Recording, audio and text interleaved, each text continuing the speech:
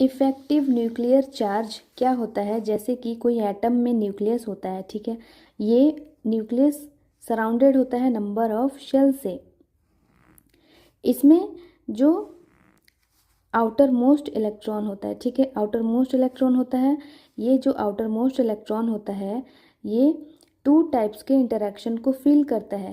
पहला क्या कि यहाँ पे जो न्यूक्लियस है, यहाँ पे न्यूक्लियर चार्ज इसे हम कहेंगे, ठीक है, न्यूक्लियर चार्ज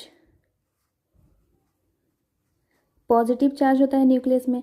तो ये जो आउटर मोस्ट इलेक्ट्रॉन है ये इसके साथ में क्या फील करेगा? अट्रैक्शन। पॉजिटिव नेगेटिव में अट्रैक्शन होता है, ठीक है, तो ये अट्रैक्शन फील करेगा।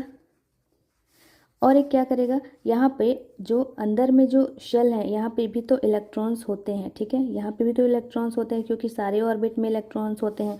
तो ये जब इलेक्ट्रॉन न्यूक्लियस की तरफ जाना चाहेगा तो बीच में ये जो इनर इलेक्ट्रॉन है ये शील्डिंग की तरह काम करेंगे, ठीक है, शील्डिंग की तरह एक्ट करेंगे, शील्डिंग इफेक्ट लगाएंगे और ये आउटर मोस्ट इलेक्ट्रॉन को रिपेल कर देंगे, ये न्यूक्लियस तक इसे जाने नहीं देंगे। क्यों? क्योंकि इसमें इस इलेक्ट्रॉन में भी नेगेटिव चार्ज, यहाँ पर भी नेगेटिव चार्ज, नेगेटिव नेगेटिव को रिपेल करता है, तो ये रिपल्शन भी फील करेगा, ठीक है, रिपल्शन भी फील करेगा।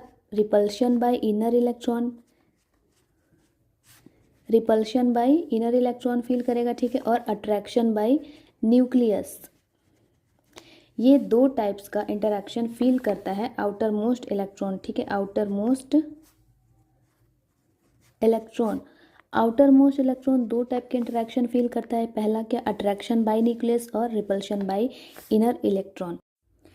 तो जो आउटर मोस्ट इलेक्ट्रॉन को अट्रैक्शन हो रहा था न्यूक्लियस से, वो इनर इलेक्ट्रॉन की वजह से उसकी अट्रैक्शन कम हो जाएगी, न्यूक्लियर चार्ज इसकी डिक्रीज हो जाएगी, ठीक है।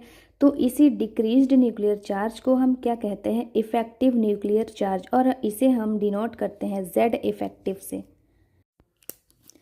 इसे हम कहते हैं जेड से एटॉमिक रेडियस, न्यूक्लियस और आउटरमोस्ट इलेक्ट्रॉन के बीच का डिस्टेंस को हम एटॉमिक रेडियस कहते हैं, इसे हम जेड से डिनोट करेंगे। और जो इनर इलेक्ट्रॉन से रिपल्शन फील करता है इसे हम सिग्मा कहते हैं। सिग्मा एक साइंटिस्ट थे स्लेटर, उन्होंने ये रूल दिया, ठीक है, इसे हम सिग्मा कहेंगे। और यहाँ पर जो डिक्रीज हुआ न्यूक्लियर अट्रैक्शन जिसे हम जेड इफेक्टिव कहेंगे, जिसे हम इफेक्टिव न्यूक्लियर चार्ज कहेंगे, ठीक है। तो हम इसे किस तरह से निकाल सकते हैं? Z इक्वल्स टू क्या हो जाएगा? सिग्मा प्लस के जेड इफेक्टिव हो जाएगा। तो Z effective is equal to क्या हो जाएगा? जेड माइनस के सिग्मा। तो ये हो गया हमारा effective nuclear charge. Okay bye, thank you so much.